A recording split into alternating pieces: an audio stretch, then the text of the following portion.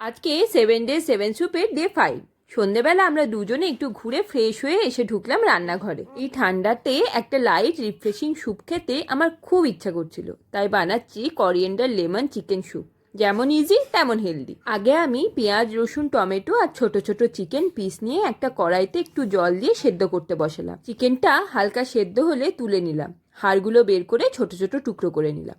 বাকি যে স্টকটা থাকলো সেখানে দিলাম একটু ধনে পাতা। তারপর এই মিক্সারটা ঠান্ডা করে বেশ ভালো করে পেস্ট করে নিলাম। ওই কড়াইতে এবার 1 চামচ ঘি গরম করলাম। ঘিয়ের একটা আলাদাই কমফোর্ট আছে।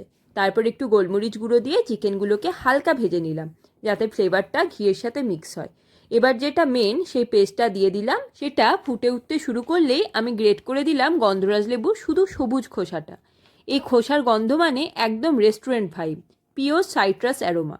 লাস্টে হাফ লেবুর রস আর উপরে ফ্রেশ ধনেপাতা। বাস, আজকের করিয়েন্ডার লেমন চিকেন স্যুপ একদম রেডি। লাইট, রিফ্রেশিং আর ডাইজেশনের জন্যও দারুণ। 5 দিন হয়ে গেল, আর একটা একটা করে নতুন স্যুপ ট্রাই করতে করতে মনে হচ্ছে বডি ও মাইন্ড দুটোই ডিটক্স হচ্ছে।